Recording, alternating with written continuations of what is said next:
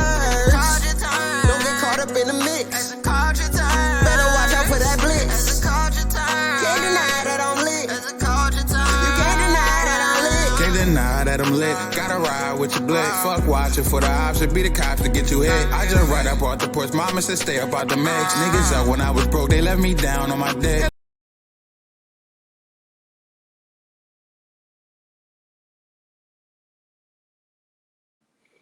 All right, what's up, everyone? Welcome to Jameer with the Journalism, presented to you by As the Culture Turns. Now, before we get into everything, I want to highly encourage y'all to hit that subscribe button and to also make sure that you hit that notification bell to stay tuned for more content like this. All right, y'all. So on today's docket, we got this guy right here, who is the rapper Lil Durk. Now, unless you've been living under a rock, you know that Lil Durk was recently arrested. All right, so I'm gonna read what I got and we'll discuss. It says rapper Lil Durk was arrested Thursday night, October 24th, on federal charges alleging that he paid for the attempted 2022 revenge murder of rapper Quando Rondo. The shooting at a gas station did not result in Rondo's death, but rather the death of his cousin. All right, so I want to show the picture of Quando Rondo right here. This is Quando Rondo, and then these are pictures of the pictures from the scene when his cousin had got shot and killed when he was the intended target. So right there, you see Quando Rondo look like he's losing it, and his cousin is on the ground, shot obviously. And then there's some pictures right here from camera stills showing the men that actually did the shooting, and it's being alleged that Lil Durk was the murder for hire. All right. So I'm gonna keep going. So it says Lil Durk was officially charged with conspiracy to commit murder for hire, according to the FBI affidavit released October 25th. Other members of Durk's rap collective OTF, which stands for Only the Fam, have also been arrested, and more arrests may be coming. According to court documents filed, Durk was in the middle of the rollout for his next album, Deep Thoughts, scheduled for release on November 22nd. It's currently unclear whether it'll still be released amid his legal troubles, but the timing couldn't be worse. Among the category of things that didn't age well are Durk's recent tweets about no longer being a felon because his record was wiped clean, and the keys to Chicago's Broadview Village, which were given to him a week before his arrest. All right, so let me show you all the key to the city. So this is a picture of Lil Durk getting the key to the city from I want to say that's the mayor of Chicago. All right, and then this right here goes deeper into the key to the city. I'm gonna read that. I'm gonna read some of that for y'all. So it's a Broadview withdraws key to village from Lil Durk in partnership with Rappers Foundation from Village of Broadview Mayor Katrina Thompson. It says, while the American system of justice grants everyone the presumption of innocence until proven guilty in a court of law, in the Village of Broadview, the court of public opinion of residents have even higher moral and ethical standards of behavior, and our public partners must also reflect the same uncompromising standards demanded by our residents. Given the news that Durk Banks has been arrested in Florida and charged with murder for hire, the Village of Broadview is withdrawing our honorary key to the village granted to Durk and is terminating our partnership agreement with his youth organization. All right, so they basically rescinded the key that they gave to him.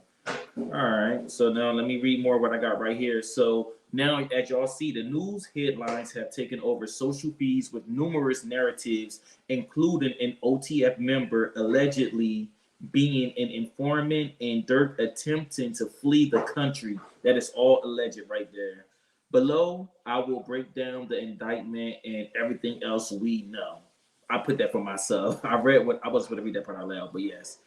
All right, so let me let y'all know what some of the indictments say. So what some of the indictment says, it says the attempted shooting of Rondo stems from the 2020 murder of OTF member King Von at an Atlanta nightclub after he got into a fight with Rondo.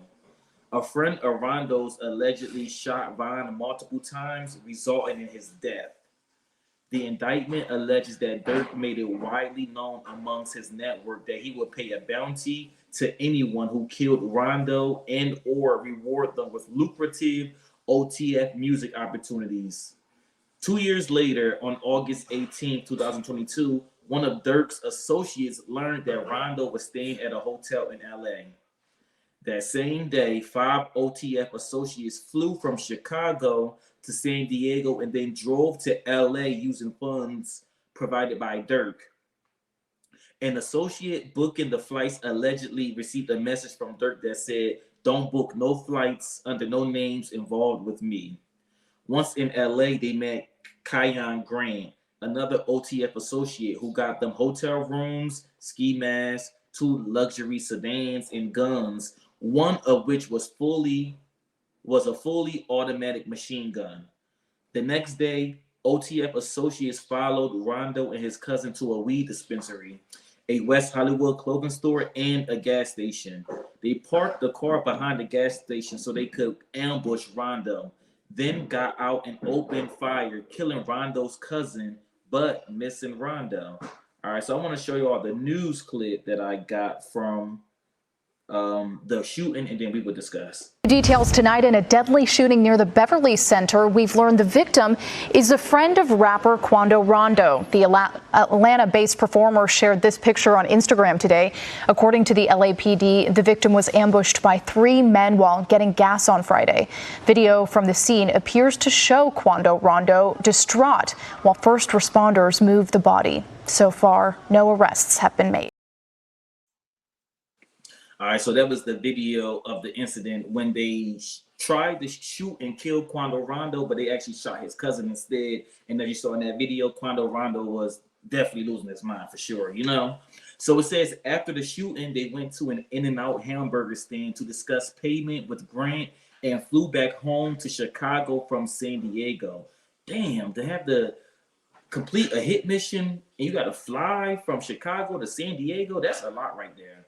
Now, prior to this happening, Lil Durk sat down with an interview with Wallo and Gilly from the $1 Million Worth of Game, and he was trying to spill some game to them and trying to convince Lil Durk to let it go.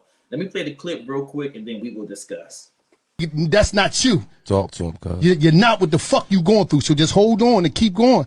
Because I'm telling you, man, I can name 20, 30 niggas and my homies is dead. I'm here, though. And I'm going to say some shit that, like, this is documented. You know, I got a TED Talk. I forgave my brother's killer. And I'm saying it to say this. Nigga that killed my brother. My brother died in my grandma's arms. In that fucking house that we grew up in. Nigga shot my brother. He ran to the house. He died in Nanny arms when she opened the door. So I'm telling you, this some real shit, man. If I ain't let that shit go, I won't be right here today. I won't be here for my niece and my nephews. Me and Gil won't be doing this. Y'all won't know me. I won't be able to get y'all this game. But I had to leave. I had to let that shit go. And when I let that shit go, nigga, I started to grow. And I started to glow. And now I'm here today, and it was harder than a motherfucker, man. And I'm talking about this my big I shared the cell with him. I shared the bed with him when we was fucking kids. This little Steve. But I can tell you one thing. Now I'm out here taking care of his daughter. Paying for her to go to school, taking care of my nephew, taking care of my mama and my grandmama. Talk to him. Sure. Because I forgave my brother killer, but you know, I understand. I understand what y'all going through. But I love all you young niggas in here. And I mean that shit. I love you niggas, man. And I hope y'all make it out. I hope y'all make it the fuck out, man. Man, he like... Straight up, man. It's your Craig. He and this motherfucker really dropping tears for this shit. Like, shit for real. Like, I love All right, so first thing I want to say in that clip, you can see that Wallo was speaking like some real stuff to them because he's not speaking from an opinion. He's speaking from what he experienced. He said that he had to forgive his brother's killer because he wouldn't be, like, basically him forgiving his brother killer is the reason why he's at where he's at today, you know? So he talking to Lil Durk and he understands what Lil Durk is going through. He understands wanting to get revenge for the person who killed his brother. But then he realized that if he did that, he wouldn't be where he's at right now, which is him dropping $1 million worth of game. And he's able to take care of his dead brother's daughter and put her through school. So he's looking at the bigger picture because you try to get revenge, it's going to come back to you regardless. And this is why I'm doing this episode right now, because it's all falling back on Durk. And then to see how Lil Durk responded after Wallo gave that heartfelt message that he could relate to, and he was empathizing with them, and his only response was, man, this motherfucker crying and dropping tears. It's like y'all wasn't hearing what that man was trying to preach to y'all. Not even trying, but he was preaching to y'all because y'all so focused on trying to get revenge when sometimes, who said it? Revenge, sometimes the best revenge is your paper. The best revenge is, just is going above and beyond what people expect you to do, So I wish in that moment Lil Durk would have listened to Wallo, because Wallo was talking from experience. He wasn't one of these social media comments that just saying, do this, do that. He was letting him know, listen, don't do it, and I hope y'all make it out. And from the looks of it, it don't look like you may make it out, Lil Durk, but let's discuss. All right. So I did read the indictment. It's an 18-page indictment, and I want to let you know what evidence is in the indictment. So as I reviewed the 18-page indictment, which is not specific to Durk, but rather the attempted shooting of Rondo in general, he's referring to as co-conspirator 1. Durk is linked to the plot because OTF credit cards were used to book flights, hotels, and cars, and buy supplies for the shooting. Additionally, the indictment references text messages and traffic camera surveillance from the day of the shooting. I can tell y'all, I watch enough Chicago PD to know that if you're going to do stuff like this, you need to get this type of stuff in cash. I watch enough Power to know this. You don't need nothing linking back to you. So in this indictment, they got a lot of these things linking back to the OTF, who is basically Lil Durk, because everybody else is just associates, or his entourage. But all of this is going to fall back on Lil Durk because he is the breadwinner. Now, as I read more of the indictment, it kind of explained what other OTF members were charged or going to be charged. So the indictment names 5 suspects, and the 6th one remains anonymous. Keith Jones, David Lindsay, and the unnamed suspect were allegedly the shooters. Asa Houston was the driver. Kyon Grant and DeAndre Wilson handled the logistics and payment of the shooting. Grant, Houston, and Wilson were OTF members, but Jones and Lindsay, the shooters, were members of other Chicago gangs. All 5 of the known suspects were arrested in Chicago on the same conspiracy to commit murder for hire charges as Durk. All right. So I want to play this resurfaced clip of an interview that Lil Durk had did with academics, and then we will discuss. Nice. If you ever get jammed up, this what you do. What happened? Call my lawyer. That's it. I'm not finna tell you this is how it happened. It was me and him in the car. It ain't mine. All that goofy shit. That's snitching. That's dry snitching. That's snitching.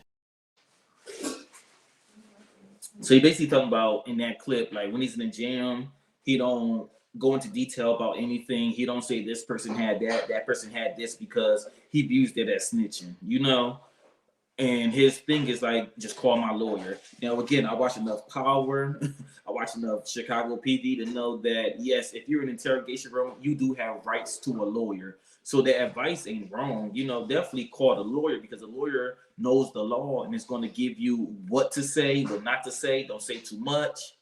So the lawyer is definitely paid to inform and give you advice on things that can help you stay out of trouble, Now, there are conspiracies or allegations that there is an OTF member who snitched on Lil Durk. So the rumors are circulating that an OTF member named Jam allegedly wore a wire and cooperated with authorities to gather evidence on the Rondo shooting. Jam was released from prison in 2022 after serving 12 years for attempted murder. 12 years for attempted murder? There's no denying Jam's connection to Durk and OTF. Durk even references him in the lyrics. Jammer, get out that jam. I give him 50 and gotta ask again. From King Von's Back Again. However, nothing in the indictment mentions Jam or an informant, and no other court documents support the rumor that a member of OTF snitched. All right, so for those of you who don't know who this OTF member is, I got a clip of him as well. So we'll play this clip. It's like 1 minute, and then we will continue to break it down. Home not too long ago, like when you come home. So I've been home a little bit over a year. Yeah. Okay. A little bit over a year. 12 years flat. 12 years. Like 12 years. Did my time. Ain't told on nobody. Right. Ain't no food shit on my name. Now I'm back.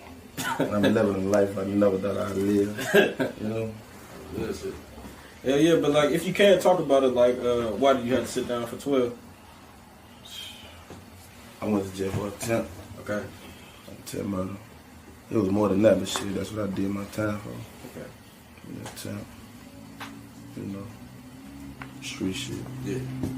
But shit, like how did you even get linked in with just OTF period? Man, shit.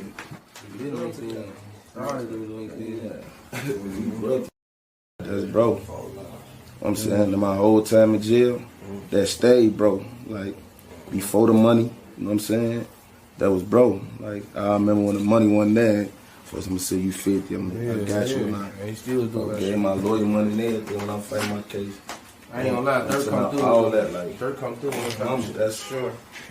I don't give a fuck. Nobody say, like, I know I'm a real witness. Like, A lot of niggas bro, can't say stayed he the same. tracks. Like, in my life, my whole time in jail, I was straight.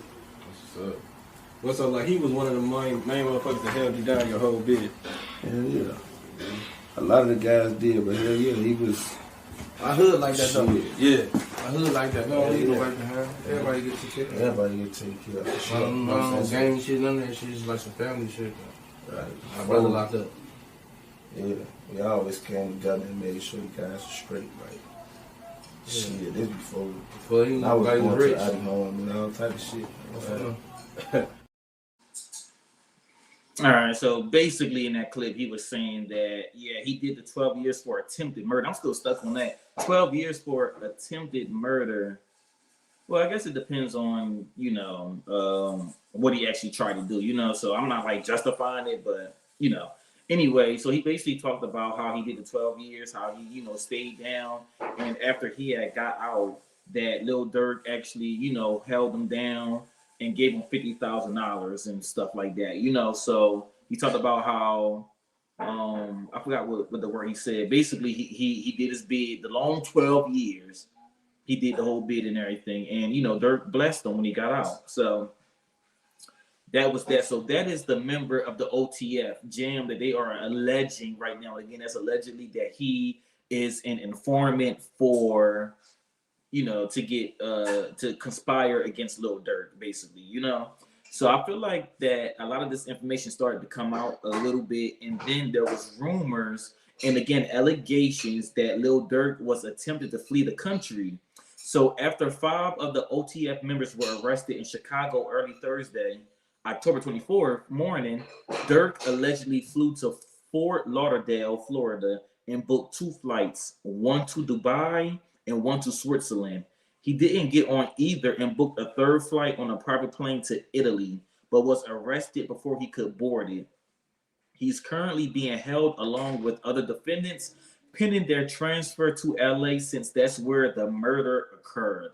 All right, so they are going to transfer a lot of them over to LA because that is where the murder occurred. All right, so this time for my thoughts and comments. Before I get my thoughts, I like to give the comments that I've seen on social media, and I will show the first one. So this first comment right here says, the fact that he can get the death penalty if convicted, wow. And that was from Fresh Face Beauty Skin. Next, it says, not the same people who said he ain't slide for Vaughn, the same ones making jokes of him being arrested. Sheesh. And that's from Major X Beauty 2 times. Next, it says, clickbait title, Italy has extradition back to the United States. I'm pretty sure he had that booked before all of this. There's some truth to that. Next, it says, they locking all the rappers up. We're going to be left listening to Shamar in a minute. Listen here, ain't nobody trying to listen to that twisted Pressu rap, let alone see him. let me go ahead before I get in trouble. Next it says, well, India is free from death row records. For those who don't know, India is his girlfriend. It's been alleged that Lil Durk had all these babies on her. He's been cheating on her, and now people are looking at this as India's chance to be set free. You know. And then the final comment I have right here, it says, "Where that dude at that was cosplaying Durk and wanted to be like him? Go take this charge." And for those of y'all that don't know, that was like a little Durkio. He was basically, what's the word? Not impostering, but for a lack of a better term, he was like a Lil Durk imposter. You know, he was like had the dreads like him and was basically trying to pretend to be him. You know, so a lot of people think, you know what, this your time to shine. Go take the charges for Lil Durk, even though they're gonna be able to tell the real from the fake. You know, and it's funny because I saw a lot of people say online that ever since Lil Durk started hanging with them Tejadas, then now he got caught up in this indictment or whatever. And for those of you who don't know, the Tejadas is from the TV show Power Book, and Lil Durk played the character in there. He played the Tejada's cousin that slid for Monet after Monet had got shot and killed, and Monet was Mary J. Blige's character, you know. So I just threw that in there for a little humor, even though there's not anything really funny about the situation, because a lot of people lost their lives through this. So my thoughts on this is, listen here, Lil Durk, this ain't what you want. Like, you're about to spend all your life in jail. You see that? But it's spend all your life in jail due to not listening to Wallo. I feel like Wallo had gave him some of the best advice that he could have gotten. And I understand the pressure from the streets, the pressure from social media to slide for King Von. Everybody kept on telling him, you need to slide for King Von after an associate of Quando Rondo killed him. So the pressure of that, I'm pretty sure, was very high. And again, this is the type of stuff that comes with the street life, because they always normally tell you that there's 3 ways out of the streets. You're either going to die or be in prison. And the other one, I might say, you either have to snitch to get out of it, which probably will still end up in your death. And for some people, you really got to just, you know, pay your dues and just like leave that joint like cold, you know, cold turkey. You got to leave the street life, because I just don't feel like that way of thinking is not conducive to our culture or conducive to our community. I grew up around street people. I can say that I'm not a street person, but I know the streets. So my thing when it comes to snitching, because I want to go back to that, because Lil Durk has said in that resurfaced clip with academics that him saying this, him saying that is snitching. Now, this is my definition of snitching. If you help commit the crime, whether it's stealing, killing someone, whatever, credit card fraud, if you had hands in helping commit the crime and you snitch on one of the people that you did it with, in my opinion, that is snitching. I don't believe that an innocent civilian who may be trying to get justice for their family member, or someone who may have just saw what happened and they want to just, you know, give the cops clues and everything, I don't look at those people as snitches. I know I'm gonna probably get hell for that comment, but I don't look at those people as snitches, because you are not involved in the street life. If you're involved in the street life and again you snitch, then yes, in my opinion, you are a snitch. I know for me, I knew the difference from wanting to be in the streets and being cool with people that's in the streets. I was cool with people who was in the streets. However, I was never a street nigga, if I want to be honest, you know. But I just feel like this doesn't look good, because they are going to try to give him the death penalty if he is convicted of all this or indicted of all this. And now, because there is conspiracies out there or allegations that he tried to flee, now they're going to try to say that he is a flight risk. So now they're not even going to let him be out on bail. He's going to have to stay in there like they doing with Diddy until they figure out what to do with him. And then it just doesn't look good, because people felt as though that Lil Durk was moving into this new realm of himself. And I feel like it too, because again, this murder happened 2 years ago in 2022. 2 years after they killed King Von, which was in 2000. So I do feel like around this time, especially when it came to his music and everything, and he started to, you know, have more of a Islam front and image and everything, and more spiritual, and the music was elevating, because he had won a Grammy with J. Cole for All My Life. So it felt as though that things was going up for him. But sadly, your past always catches up to you. And sadly, if you are not doing things to the point where things don't link back to you, such as you should have been paying for some of that stuff in cash, why are you using a credit card that's going to link back to you? And even if you wasn't like, as I've read in the court documents or in the indictment, that Lil Durk wasn't even physically there. But again, because he is the front face of OTF, King Von not here no more, they are going to go after you because you're the star. You're the person that's going to get this to, go viral on the social media and on the news and everything. They're going to come after you. So your past always has a way of catching up to you. And unfortunately, Lil Durk, it seemed like this was a sloppy murder for hire plot, and it's not looking good. It's really not looking good. And hopefully, I don't even know what to say, because at the end of the day, there was lives lost on both sides. Quando lost his cousin. They lost King Von. Brother got killed. It's just been a lot going on, so I really don't know what the solution is for this. I guess we have to, but I am real big on this because the mayor had said some things like this. Hold on, because I actually got some of that stuff from the mayor real quickly. Where's the stuff from the mayor that I had? Because I know a lot of people was questioning the mayor about if he was going to keep the funds. So basically, once he got the key to the city, as I said in the beginning, they took the key back. And a lot of people was saying that, okay, Lil Durk had made financial donations to the mayor, $150,000. A lot of people is asking him, well, if you're going to take the key back, then you need to give the money back. Listen here. He don't have to give nobody's money back. At the end of the day, that was a donation. He was donated that money. Now, if he's going to feel guilty, because to me, money is money. You listen, I'm going to take anybody's money. If it came from a stripper, a murderer, I'm going to take your money. And when I say that, like, I'm not going to take it to go kill somebody or anything, but I'm going to take your money. So listen here, that was a donation. And he feels as though that he doesn't have to give the money back. And one thing that I did like about the mayor or whoever it was a Congress somebody, that he was going to figure out whether he was going to donate it. And he said that he do not want to presume this man guilty until it is found in court, And that's the thing. There is court of public opinion, and then there is the courts of law, So we have to really sit and wait to see what happens, but it just doesn't look good for Lil Durk. And I will keep on following this story to see what updates happen and see what will be the fate of Lil Durk.